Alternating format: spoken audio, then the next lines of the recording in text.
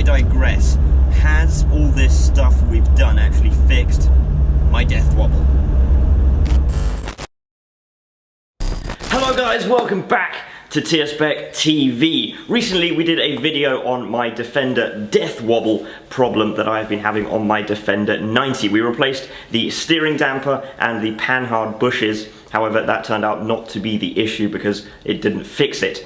And then I was going to go and get my wheels balanced. However, that turned out not to be the issue. What we discovered was the issue, however, was the drop arm and the rear bushes, rear shock absorber bushes. So what we're going to do today is basically fix all of that and hopefully rid my Defender 90 of this awful death wobble that it has. And in true TSPEC TV fashion, what I've done is gone for the most expensive solution to the problem. I could have gone out and simply bought a replacement drop arm, but what I've actually decided to do to basically make sure nothing like this happens again and just do it as nicely as possible is I've gone out and bought a full Gwyn Lewis Defender drop arm conversion kit. And what that means is we're going to be converting the drop arm, which I'll show you in more detail in just a second, this piece to a Discovery. So this is actually a drop arm off of a Discovery 2. The Defender one is slightly different and we're going to be replacing it for reasons we'll explain in just a minute. And this kit allows you to convert it to that, and along with that we have all the other bits. We've got track rod ends and we also have a stainless steel track rod bar, and basically we're just going to be overhauling all of these steering components to make sure they are in the best shape possible and that we don't have to do this again. My car is also going to be, or Land Rover is also going to be having to do it, is also going to have to do its MOT quite shortly, or this country's equivalent of an MOT, and in the past I've often failed for these track rod ends because of them degrading. So that is another reason I want to do this, is basically just make everything in tip-top shape so that we don't have to do this all over again in a few months' time. Then on top of that, the cheaper part of this whole solution is this. We have some new bushes for the shock absorbers. I actually ended up getting both rubber and polyurethane, but I think we're going to go with these polyurethane ones. So we're going to be doing that as well because there is a wobble from the rear as well as the front. So that is what we're going to be doing today, and hopefully get rid of this awful steering wobble. So here we've got another Defender 90, also a TD5 model, which is my sister's. We're going to do some service on that. But right now we've got the opportunity to actually show what we're going to swap over and what the kind of differences are in this kit compared to the standard one that's on it. So first you have a look at the Defender drop arm. You can see the tie rod end here actually goes into the drop arm itself. There's no way of releasing that. So you have to release this captive nut up here and then pull it off. And if that bushing is gone or that tie rod is broken, you have to replace the whole drop arm and put a brand new drop arm onto it to do that. But on the Discovery drop arm, they thought a bit more about it and actually made it so that the tie rod end goes through the top bit and the tie rod then ties into the bar we're gonna put onto it today. So that way when you're gonna change this tie rod, you don't have to take the drop arm off. You simply just undo this bolt and unscrew the tie rod, put the new tie rod in and plug it back down onto the drop arm, which makes everything a million times easier to do. And also the new tie rod ends we got have a nipple in the bottom which you can put grease through, and that way the whole tie rod is going to last for a lot longer compared to these ones, because these ones just fail when there isn't any more grease in them. They just completely dry up and they break and you fail your MOT. Otherwise than that, we have to get rid of this linkage here, but in the kit they also have the Discovery linkage where you simply just clamp on the dampener onto the bar itself. We might have to move the bar a bit further back to make space for it, but everything is in the manual we got with the kit, which is really nice. So it should be quite an easy swap. The only thing that's going to be very hard to get off is the drop down arm. I spent about an hour getting mine off from my new Discovery, and I hope not it's going to be the same on this guy because it is an absolute beast to get off. It's just stuck on there for life. But we're going to get to that later. First we have to get the guard shield off, and then we can have a look at the inside and start taking all that apart. Nissa finished off the work that needed doing to the Defender in the workshop so that we could free up some space. Meanwhile, I set about removing the steering guard and damper from my own Defender. So we're going to put this one in the workshop now. I thought we were going to have to do this outside, but that did not take as long as expected.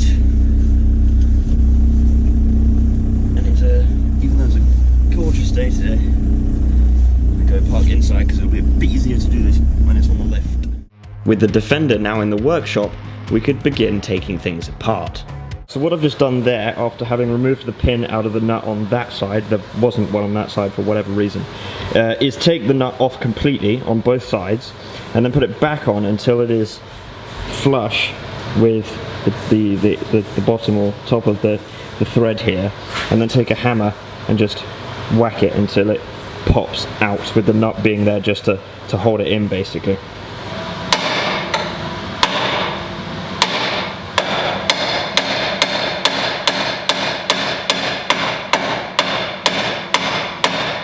That apparently does not want to come off. Nissa says our grandfather might have a special tool for removing it, so we're going to wait until he gets back. So while we're waiting, I'm going to take off the rear steering arm. Hopefully that goes better. So we have discovered even the special tool will not fit onto here. It is just too big, slightly too big to fit onto it. So what we're going to do instead, seeing as we are removing the drop arm, is just take the drop arm off and just remove that all in one go. And when you remove the drop arm, as I am going to try and start doing now, you see this kind of fold here. You need to fold that back up so you can get a socket onto there and then try and undo that nut. Once this was sorted, we could then move on to removing the old drop arm, which went well.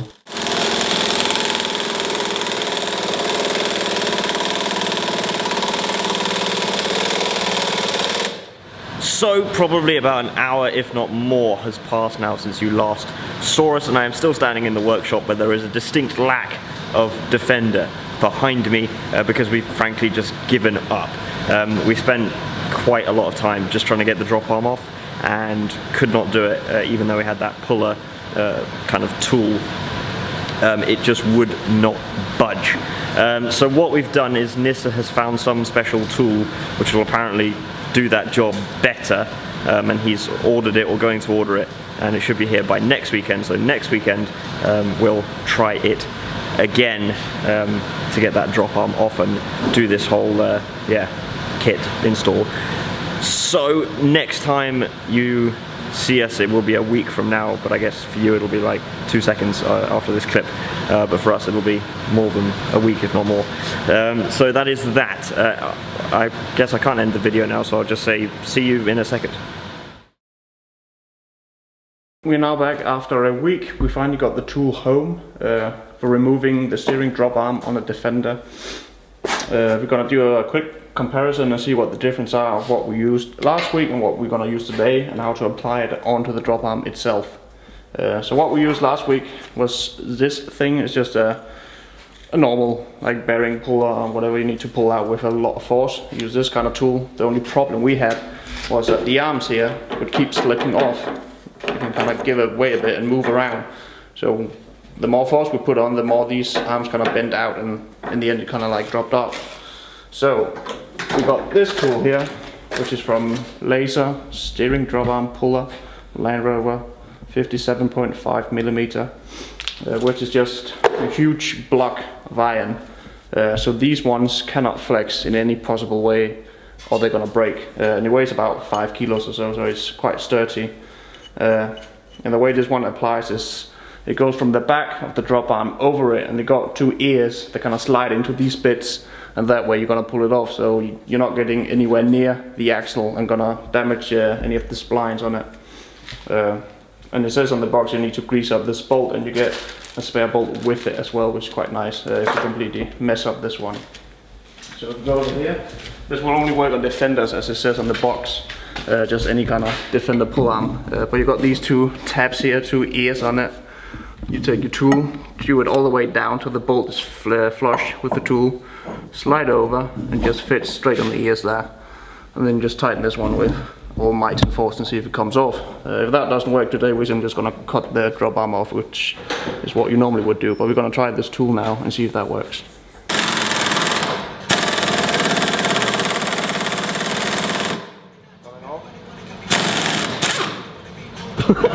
How easy was that?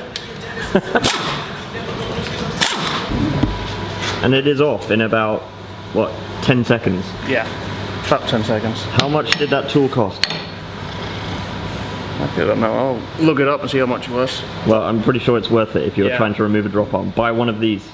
people need. We endorse this product. Now with the drop arm finally off after a week, we can take the rest of this off and get the new and improved bits on. Whilst I began taking everything apart for a second time, Nissa started assembling the new parts.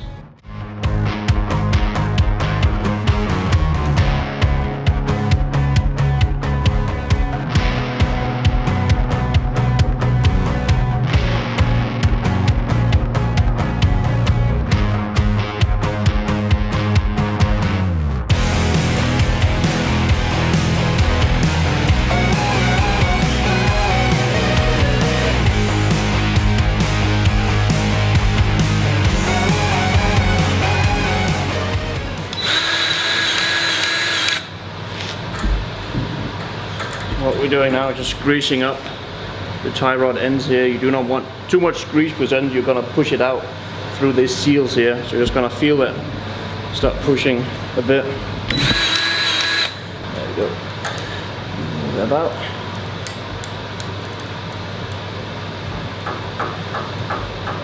Very nice. So here we got the two different arms which sits on the back. I can't remember what they're called. Drag link maybe? Something like that. But I got two tie rod ends on each side. When you take the old one off, as Liam's car already had a complete alignment at the front, just so you can save the money and don't get a workshop to do it again, you simply just take the measurements from the middle bit of this tie rod end to the other middle bit on the other side. And then you take that and move it over to the new bit, make sure they are just about the same. Like 1 millimeter off can probably, you won't be able to feel that, but any more than that you will have a different kind of wear on the tires and you're going to feel a bit different on the steering wheel. So if you do that while the thing is out, you're going to save some money and you don't have to get a line right after you put everything together. You can just go out and drive. But when it comes to the other, in which is actually the drag link, it says here that a rough measurement of the drag link bar length before fitting is center of track rod end to center of track rod end is 92.5 centimeters. That is because the two drag links are completely different, because one where the damper mounts onto it and the other one where it's just a complete straight bar like this one. So we're going to use that measurement and kind of see if we can make it fit just so the steering wheel is completely aligned. And it says also here, if the steering wheel is not completely aligned, you can just simply take it off and realign it. Move a couple of splines so it's just straight in the middle, which is quite easy to do. It's not centered already, so I think I might do that later in this video. Yeah, we anyway. could actually do that. I might also do it on mine, Discovery, if we've got time for it. But now this one is ready to go back on. As I just said to Liam, this thing weighs about 3 times as much as the thing, if not 4 times as much.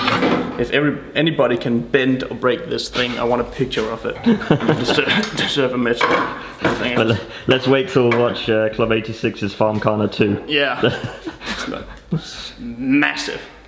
Like I wouldn't be able to hold this out for quite longer than a couple of minutes. This little thing. I've already bent one of these, but I don't think anybody can bend this. This thing. I think it's about 10 kilos of more of pure steel. So gonna fit this thing on now, and we'll move on to the front.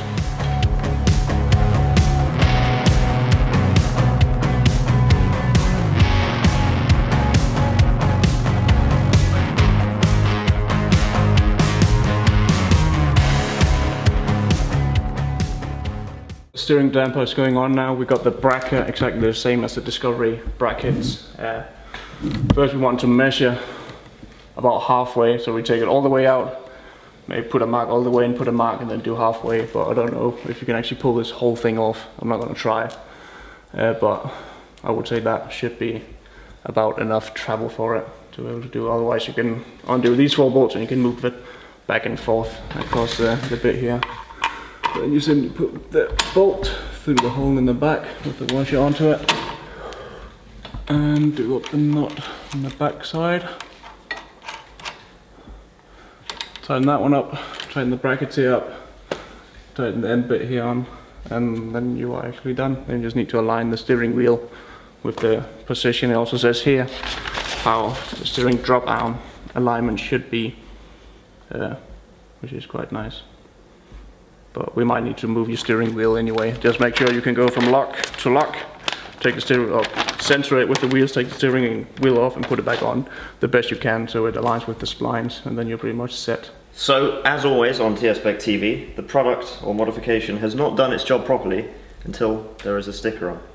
So I'm going to put this lovely SUMOBARS sticker right on the bar itself.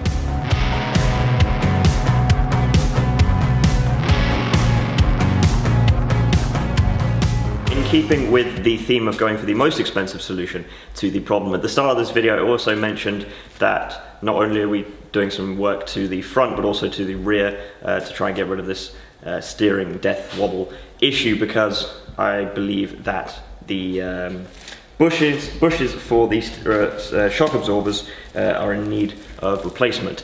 However, there was a week gap since we started this and since when we're filming today, and some bad thoughts filled my mind, and I decided to go out and buy some brand new shock absorbers rather than just replace the bushes themselves, simply because I was starting to get a little bit worried that maybe the shock absorbers as well could be busted, and I'm just kind of fed up of taking things apart and putting them back together and spending more time in this workshop than actually driving this Defender, and therefore I just decided to go out and buy some brand new shock absorbers, because they're not that expensive really. I may as well just do it all in one go while we're taking this all apart. Anyway, so I've gone with some Terra Firma shock absorbers I bought them from JGS 4x4, and they were not that expensive at all. However, I am also led to believe that these are slightly better in both sort of off-road performance and in comfort than standard Land Rover shock absorbers, so that is what I've gone for. So we're going to install these now as well.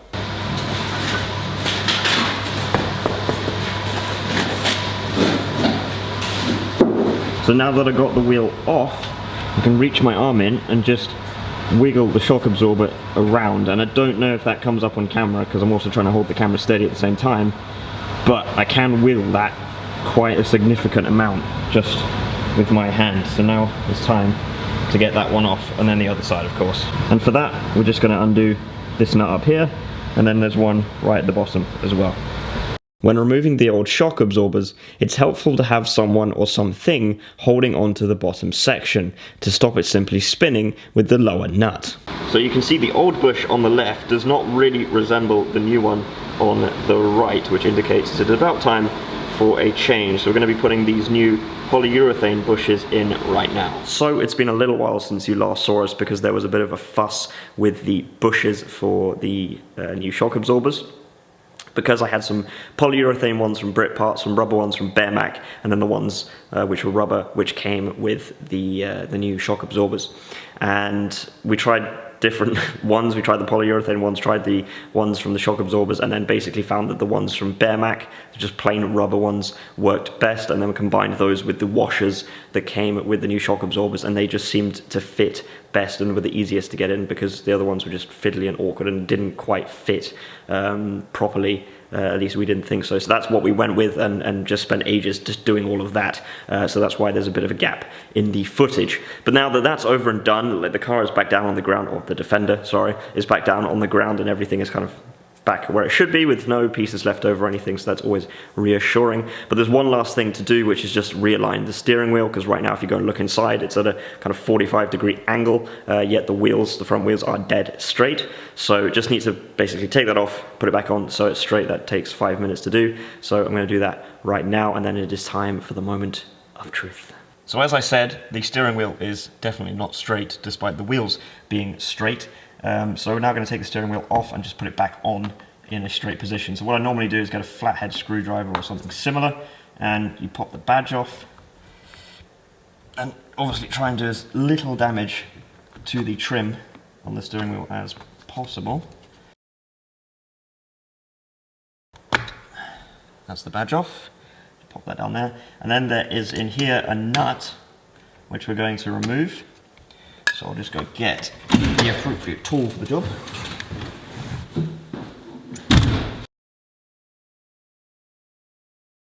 And then just hold on to the steering wheel to counter it until it's loose. And then I can already just wiggle it around with my fingers here.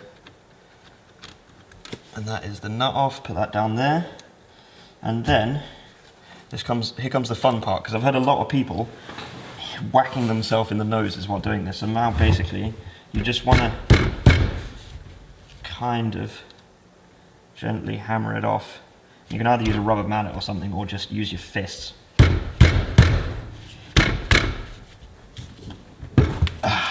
And there we go. And something just fell off. But there's the steering wheel. So, now, all we need to do is insert it again. On straight. So it is now the following day, and what a day it is. It is absolutely gorgeous outside, and a slight contrast to how it was this time last year when we had one of the harshest winters I've ever seen, and now it feels like spring is early. But anyway, I digress. Has all this stuff we've done actually fixed my death wobble? Mostly.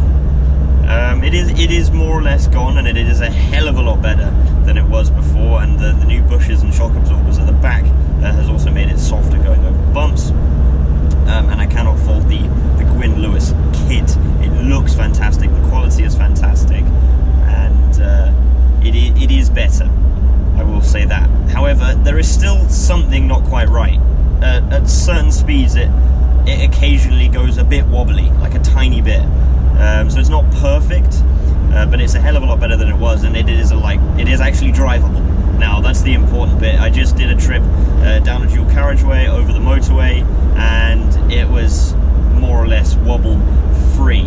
I did actually film this segment, or tried to, last night on my way home, but it was dark, but I was just so desperate to see whether what we'd done had actually worked. And when I drove home last night, there was quite a significant wobble, but I couldn't recreate it this morning. So obviously something's still not quite right. I don't know whether that's wheel balancing or something else. I'm not even sure how many other things there could be left.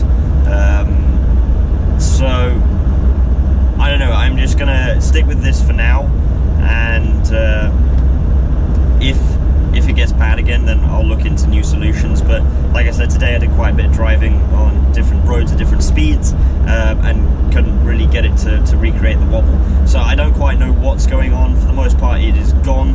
I should bloody well hope so. I've spent about £500, if not more, on this one problem, trying to fix it. I know I did go for some pretty expensive solutions, and I don't at all regret fitting the drop arm conversion kit and the stainless steel track rod bars and the new shock absorbers and everything, because it will obviously last a long time into the future, and I'm really just so impressed with the quality of that Gwyn Lewis stuff, so props to them. We'll put links to all the stuff in the description below where you can get it, including the tool we used to remove the drop arm as well, because it was absolutely astounding just to see the difference between that new tool and the tool we used the week before, the kind of more generic one, and then the one which was Land Rover Defender specific, which pulled the drop arm off in about 5 seconds, and we spent, no joke, about 2 hours trying to get it off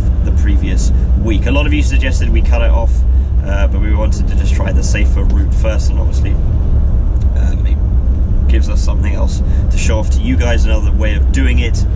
And as Nissa said, on or off camera, I can't remember, that it was about the only tool we didn't have in the workshop. And obviously we work on Defenders quite a lot, so it's a good thing that we bought it. So I'm going to leave this video here. Oh no, actually one more thing that isn't quite right, is that obviously I took the steering wheel off and realigned that last night as well. And something I found is that even when the steering wheel is dead straight and I indicate right, the indicator just self-cancels. So obviously there's something not quite aligned properly. The indicator thinks that I'm already turning right when the wheel is straight, because it is just cancelling itself already. And I was a little bit concerned, or not concerned, but annoyed that we might have to take the drop arm off again to remedy that, because I thought maybe the steering box and the drop arm is not kind of aligned properly with the steering wheel itself and the indicator stalk and everything else. But a quick Google search has actually suggested that it might be something as simple as taking the steering wheel off again, and then there's something on the back of the steering wheel I can adjust.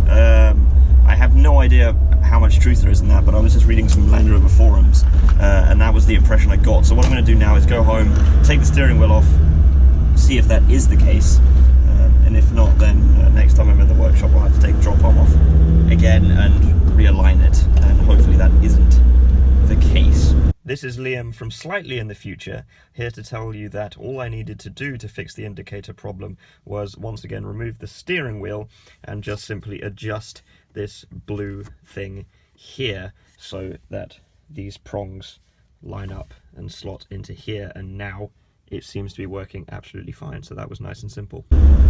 But anyway, that is going to be it for this video.